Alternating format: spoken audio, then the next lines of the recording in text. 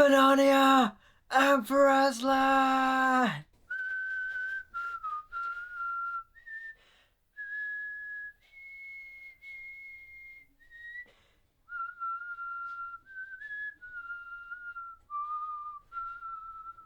This theme slaps. So today's movie commentary is going to be on the Chronicles of Narnia, The Lion, the Witch and the Wardrobe.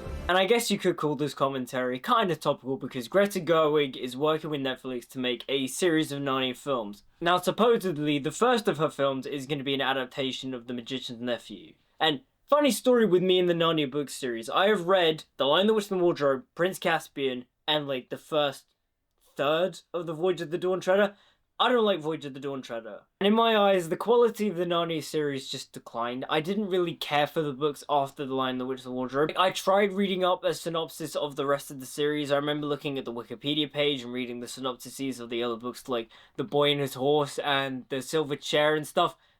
I didn't really care for it. All I know is that it ends in a very dark way. And also too, I can't really attest to the quality of The Magician's Nephew because I haven't read it. But when it comes to The Lion, the Witch, and the Wardrobe, I love the story, and because of that, I love this film. This film is incredible. I jokingly call this film Lord of the Rings for babies, but like, kind of is. Not that that's a bad thing, because this film is epic in its own right, but also too just kind of Lord of the Rings. Like, this came out after the Lord of the Rings. It was going after that target market, although this is a Disney film. As a kid, I didn't realize that it was a Disney film, but it's a Disney film. I have loved this movie since I was a kid. It always came on TV during the Christmas period, the holiday season. This movie is amazing. In my eyes, it's like the perfect Christmas film, and we'll have a debate about that later on, but like, I love this movie. This film is honestly incredible. I didn't realize this, but Andrew Adamson, the director, also directed Shrek 1 and Shrek 2. So, like, no wonder it's a masterpiece. Though he also did direct Voyage of the Dawn Treader. But then again, Voyage of the Dawn Treader isn't really a great story in my eyes. Now, a thing I will say is that if Greta Gerwig's film is not The Magician's Nephew, and instead is an adaptation of The Lion, the Witch, and the Wardrobe, in my eyes, why? This film is perfect. Like, this is the perfect adaptation of that book. From what I remember, she's doing a trilogy, so maybe she is doing The Magician's Nephew, The Lion, the Witch, and the Wardrobe, and then Prince Caspian or something, but even still, why would you remake this film? This film is phenomenal. But before we get into the commentary, don't forget to like, comment, subscribe, follow me on social media. It's all linked down in the description. I am a filmmaker and writer myself, so check out my latest short film, The Shining Optimism of V.F. Manar. Before we get into the video, I just want to quickly plug my latest short film, The Shining Optimism of E.F. Manar. Keep the spark alive. As dreamer and optimist E.F. Manar must find a way to keep his hopes and passions alive in a cynical world. Inspired by Wonka and The Greatest Showman, a lot of time, effort, love, and passion was put into this project, so I would really appreciate it if you guys could give it a watch. The film is linked down below in the description, and it's also on the homepage of my YouTube channel. I hope you guys watch it and really enjoy it. Anyways, back to the video. And yeah, I think that's enough rambling. Let's just get into this phenomenal film, The Chronicles of Narnia, The Lion, the Witch, and the Wardrobe. So one of the cool things that this movie does, adaptation-wise, is that it adds like a little bit of a prologue to the story. The stuff with the Pevensie kids in London during World War II, during the Blitz, that's all made up. That's not really in the books. Like, it's talked about, but it's not actually shown in the book. The book opens and the Pevensies are at the professor's house, and then Lucy goes into the wardrobe and such. The movie, however, adds a bit of a prologue, expands on it, and I think it does it wonderfully. When I say that adaptations need to be faithful to their source material, you can make up things so long as it is in line with the story. You're doing something thematic. Like, this whole beginning bit sets up the idea of Peter being the protective older brother. You see all of the kids' personalities. It sets up Peter's paternal nature and also him being the older brother, and whenever Edmund doesn't listen to him, he's all like, why don't you do as you're told? Like, as an older brother, I relate to that, and it's fantastic. Why can't you just do as you're told? It strengthens the familial bond of these children. Not to mention too, it also just showcases a lot of their personalities. Like, Edmund, although he is somewhat quote-unquote selfish, he is also in many ways very brave. Idiotically brave, but he is brave. And Peter is obviously the hero, commander, brave one. Susan is the logical, rational older sister, and then Lucy is obviously the youngest one, and you see her childish innocence when the blitz is going on. She doesn't really react, she's kind of just scared. When the air raid siren goes off, she's kind of just like sitting in her bed crying, like as a kid would do.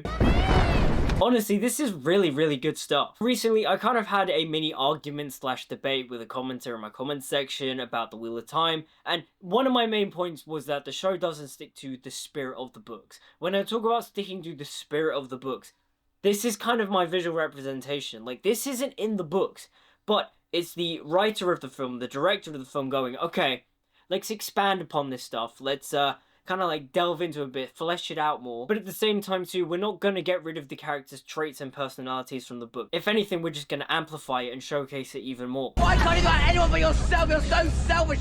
You could have got us killed. Stop it! Why can't you just do as you're told? Yep, as an older brother, I get that completely. But the thing is too that I find fascinating about Edmund is that what he did was selfish, but at the same time too, it was in good nature. Like, he wanted to remember his father, so he got the picture of his dad. But at the same time too, he put himself in tremendous danger. So you can admire his heroism, and in many ways you can see like the start of his heroism from the very beginning, but also too, what he did was very selfish. Like, one of the things I think is kind of beautiful is Edmund's redemption arc. And we'll talk about that a little bit later on, because when you kind of break it down on paper, Edmund's redemption arc is actually really good. I mean, obviously it stemmed from the books with C.S. Lewis and such, but like, it's kind of cool seeing him go from being, in many ways, the little shit that he is here, to kind of just being a hero.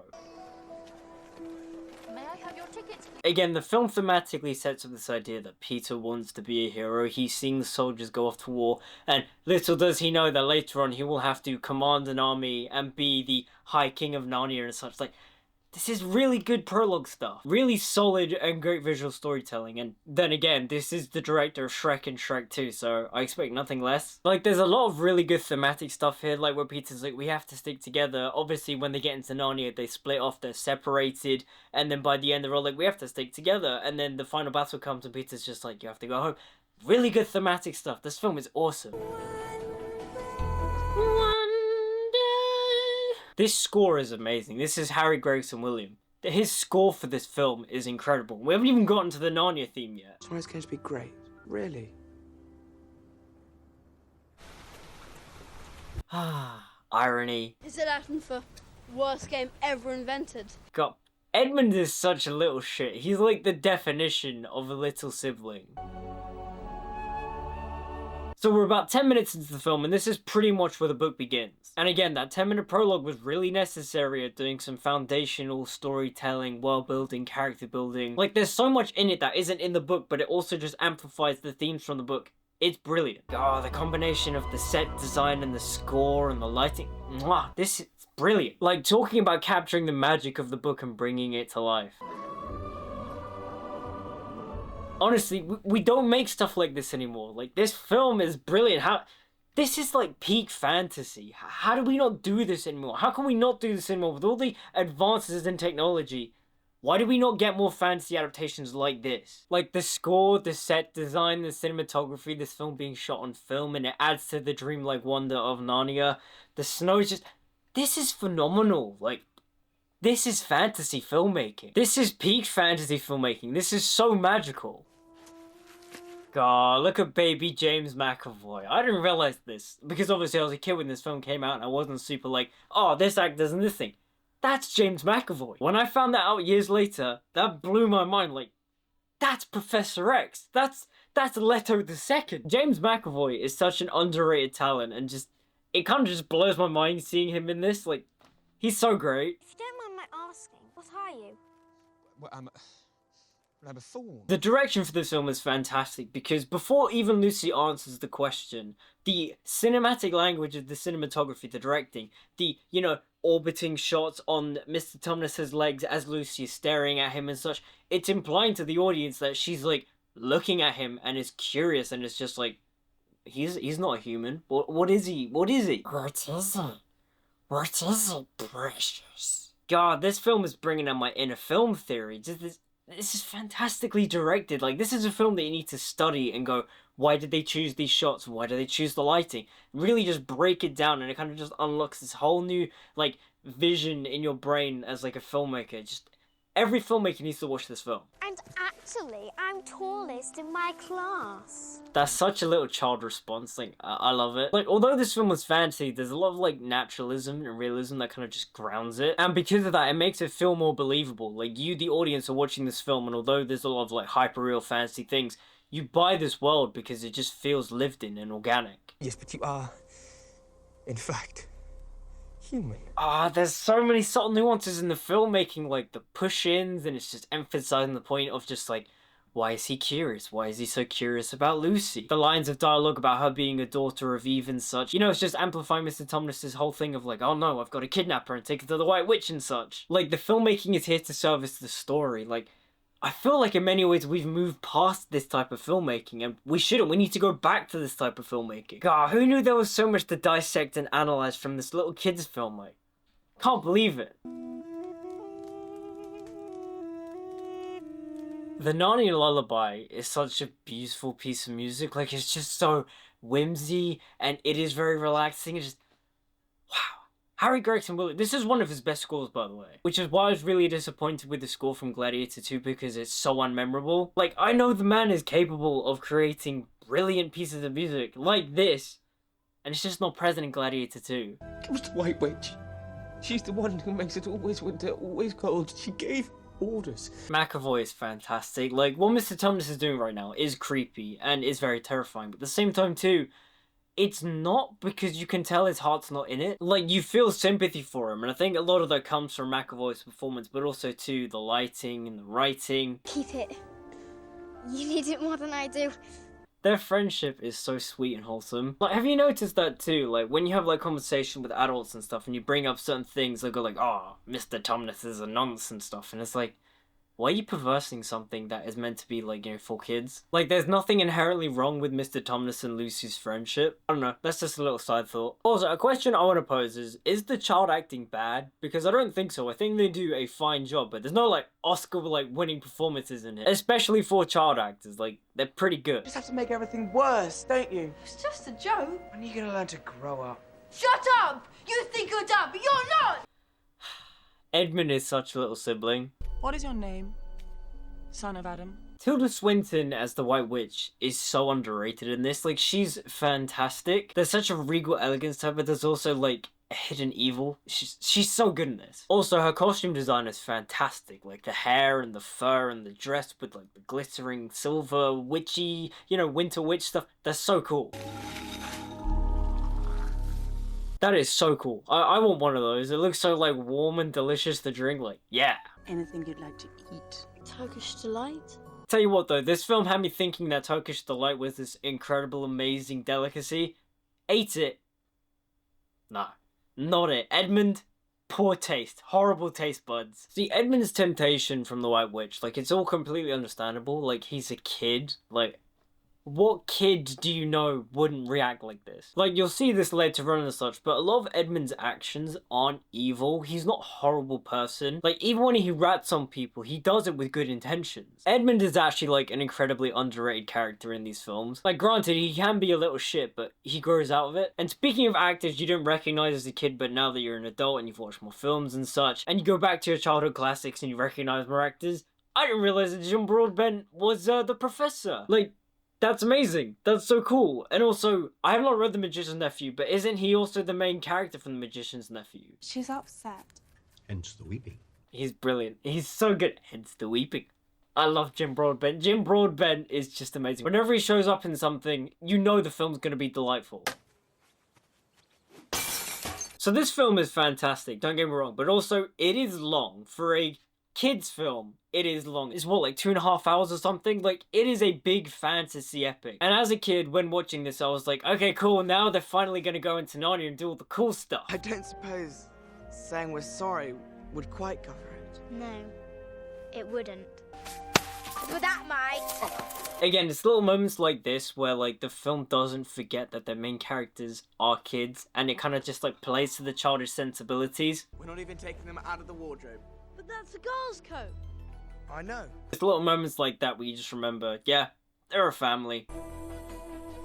The fur coats the kids wear are iconic, and again, just this movie is nothing short of iconic. I think an underrated thing about this film is the cinematography. You know, you can pause at a lot of points in this film and just, they're paintings. Signed Morgrim, Captain of the Secret Police. Gestapo reference is referencing. When you think about the literature from the 20th century, it was all influenced by World War II. Like, there's something nowadays, because we're not living in those more simple times, I don't know, there's something about the, like, themes about modern storytelling that just don't work compared to, like, the classic stuff from the 20th century. Not saying that there aren't classic stories being made now, but just there's a different feel to them compared to the stuff from the 20th century. Maybe we could call the police. These are the police. That's an underrated joke, that's really funny.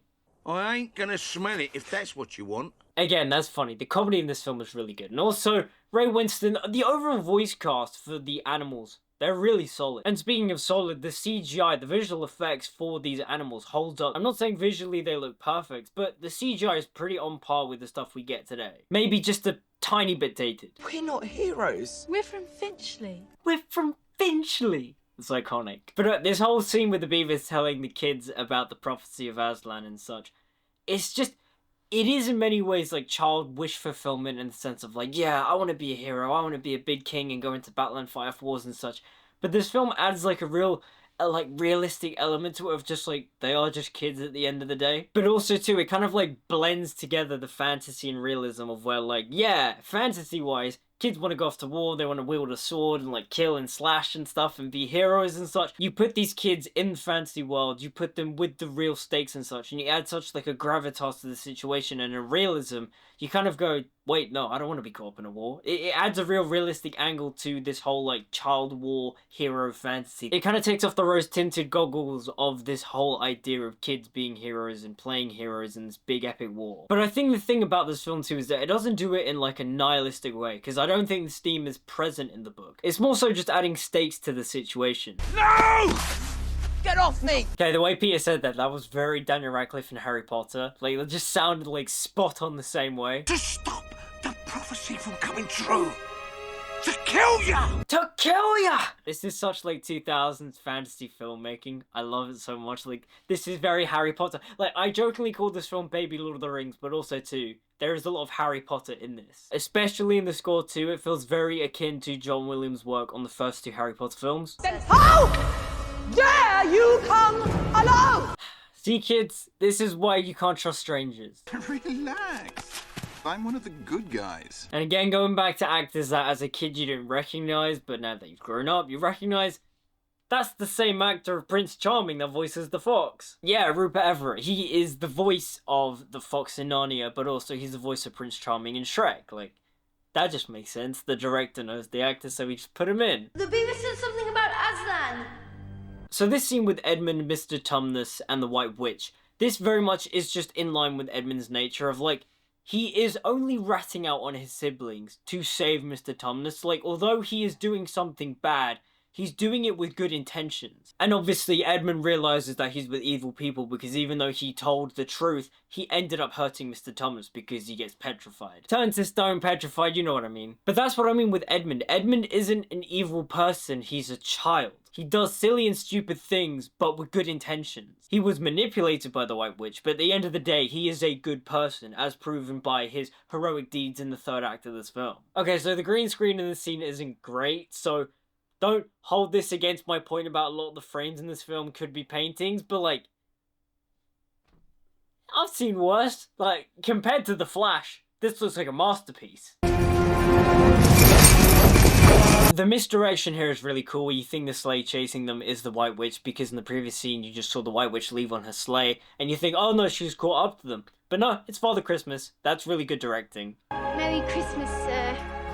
It certainly is, Lucy. Lord Commander. In case you didn't know, that was Lord Commander Mormont from Game of Thrones, and I kind of love it when like actors from different fantasy things like just end up appearing in other fantasy things, or more so when like character actors appear in like big scale fantasy things and they're just like, oh yeah, you were this thing and this thing, but not to the point where the character they played overshadows their new current character. But anyways, I digress. The Father Christmas scene in this film has me wondering, can we call this film a Christmas film? Because technically there is a Christmas scene in this film. This film used to play around Christmas like every year. I think it still does, I don't know. I've always regarded it as like a Christmas holiday classic, so I'm gonna call it a Christmas film, because if that's the case, this is my favourite Christmas film.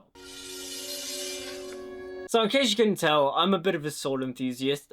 Peter's sword is stunning, and I want a replica of it. But the problem is that no one makes a replica of this. Like, I remember I was in the Noble Collection store in Covent Garden, and they have this letter opener replica of Peter's sword from Narnia, and it's so stunning, but you can't buy it. I want Peter's sword so badly. I think that sword is really stunning. And whilst we're at it, Peter to me is like the archetypical fantasy hero. Like, William Moseley's look as Peter in my brain is what most fantasy heroes look like. Like, yeah, I wanted to be him when I was a kid. I thought he was so cool. He had a cool sword, he had a cool shield. Like, Peter is awesome. And I remember too, one of the reasons as to why I kind of fell off the Narnia series is that he becomes less, like, prominent in the books. Like, he's not in Voyage of the Dawn Treader. I know he makes appearances in the later books and such, but, like, Peter was my boy. That's my High King of Narnia right there. Just because some man in a red coat hands you a sword, it doesn't make you a hero! If I remember correctly, this is something the film makes up just to add to Peter's character. They give him a bit of a character arc in terms of him learning to become a hero. Like, he has to earn killing the wolf because he's just a kid, and the film adds this idea that, you know, he has to kill the wolf to become the proper, you know, Knight of Narnia. Like, I think that is apparent in the book, but I think the film, like, accentuates it even more to really just hammer home that idea in. Welcome, Peter,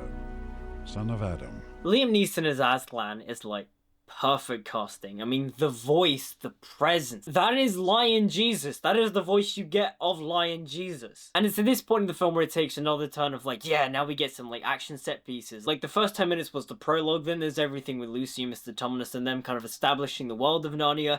Then there's them going into Narnia. Then there's a little bit of the on-the-run thriller type of sequence where they're running away from the White Witch and such. And now we get to the bit where they finally start to like learn about Narnia and embrace their roles as like High King and Queen of Narnia, or King and Queen of Narnia to be. Also, the CGI in Aslan, whilst isn't perfect, it holds up reasonably well. Like, if you look closely, you can tell that there aren't, like, a lot of, like, defined textures and such. But aside from that, it does hold up quite well. Like, it's well integrated. Aslan is well integrated into the scene. Stay your weapons.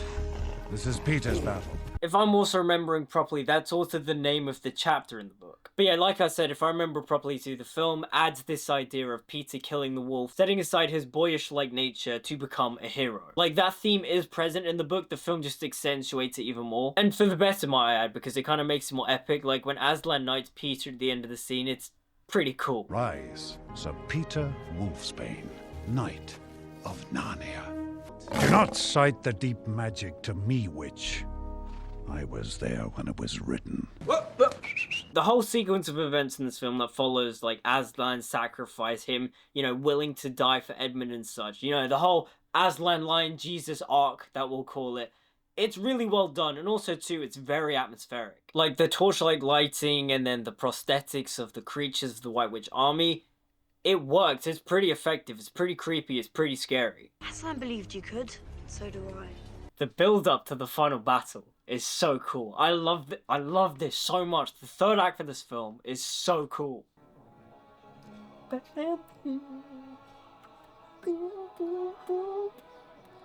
The battle is the best track in this soundtrack. The Narnia theme, like, this is the main Narnia theme.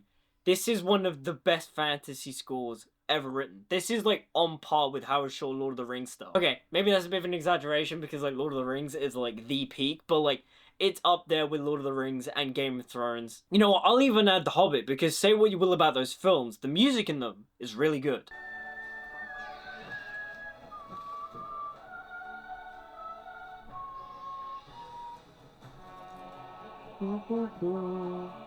Like, look at Peter's armor. That is so cold. That's so cool. It's also cool too that the final battle takes place during the day, because that's so rare. Like, it takes place on a bright sunny day. The film was shot on film, so like it looks gorgeous, you know, but you've got like the halation and the glowing, the blooming and such. Like, it's stunning to look at. But also too, it's not like grim, it is like bright and colorful. There are so many like goosebump epic moments in this sequence. Just, this is the best part of the film. Like, every time I watch this film, I get excited when the battle begins. I'm like, yes, this is the best part of the film, we go! And I feel like that's the feeling you want when you watch something like this. Like, as a young kid, I didn't grow up watching Lord of the Rings. I didn't get into Lord of the Rings until I was in my teens. For me, this is my Helm's Deep. Like, the way people glaze Helm's Deep, that's me with this scene. I love this battle scene so much. Are you with me? To the death. This is incredible. No notes, phenomenal in every sense of the word. God, we don't make fantasy like this anymore. What happened? Like, genuinely, what happened? Hollywood, Greta Gerwig, please, you gotta make stuff like this again. Like, please, I really hope she can do that. I believe in her. I think her Little Women film is like a borderline masterpiece. So if she can capture that magic, but with Narnia, I'm hoping. The centaur, is his name Aureus? His sacrifice is so cool. Like, his like death scene, awesome. If I was in a battle defending my king, that's how I'd want to go out. And not to get distracted, but yeah, the stuff with like Lucy and Susan and Aslan, you know, Aslan's resurrection and them going and like saving all the petrified people from the White Witch's palace, that's all good, but back to the action. Get out of here! Get the girls and get them home! A cool thematic thing is that when Peter tells Edmund to get the girls and go home, he doesn't listen because at the end of the day, they have to all do this together.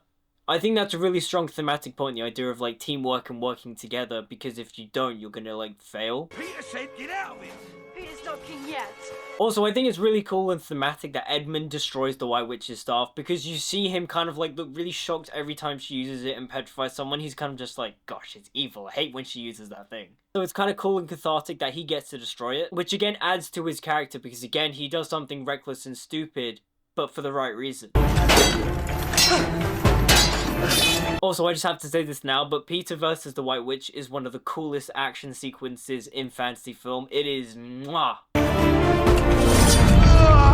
Okay, that Matrix dodge is so like 2000s Hollywood, but at the same time too, it's so cool. Like, don't get me wrong, choreography wise, it doesn't make any sense. Like, the fight just stops and she does that, but like, it is cool. The score kicks in, Peter is like fighting the White Witch. It's amazing. Mwah. Chef's kiss, phenomenal. Aslan's arrival at the battle, incredible. The White Witch's death, incredible. It is finished. Okay, I will say though, the way the battle just ends, where Aslan just arrives, and then like there's this weird kind of like speedy effect, and then everyone disappears. Bit weird. Not bad, it's kind of just like, oh, okay, guess the fight's over now. When are you gonna learn to do as you're told? I love that comes back with like the opposite intention, where like throughout most of the film, Peter's just like really annoyed with Edmund, but at the end he's like kind of proud of him when he says that. May your wisdom grace us until the stars rain down from the heavens. Them being coronated is really great, though there is probably some kind of like thematic, theological symbolism or something. I don't know. If you know what it represents, please feel free to let me know in the comments. God, imagine that happening though. You're like king and queen, you've lived in Narnia for like 20, 30 years, and then you like end up going to the wardrobe that you went through like years ago, and then you come back as children. I kind of love how in Prince Caspian they kind of like play on this idea a bit. Especially with Peter, like they kind of like add this whole thing of like he feels kind of like underappreciated and irrelevant. But that's something we'll talk about when we cover Prince Caspian. What were you all doing in the wardrobe? You wouldn't believe us if we told you, sir. Try me. That's such a like really whimsical way to end the film with, you know, the professor like seeing the children and it's just like, oh, you had an experience in Narnia, that's cool. But yeah, those are my thoughts on the Chronicles of Narnia, The Lion, the Witch and the Wardrobe. I love this film. I think it's fantastic. It is a fantastic adaptation of the book. It is a fantastic kids film. It is a fantastic film to watch during the holidays. It's a masterpiece. If Greta Gerwig and Netflix are going to be remaking or readapting this film in the future, they're gonna have a really hard time because this film is incredible. It's a wonderful adaptation. Like, seriously, why would you want to remake this? This is, like, perfect. And again, too, we don't make pictures like this no more. Like, although the franchise itself declines in quality, like, I mean, the books also decline in quality, too. This is, like, a classic. You don't need to ever remake this. But anyways, those are my thoughts on The Lion, the Witch, and the Wardrobe. Love this movie. What do you guys think about it? Let me know in the comments down below. Like, comment, subscribe, follow me on social media, all good stuff. Until we meet again, I'll see you guys next time. For Narnia, for Aslan!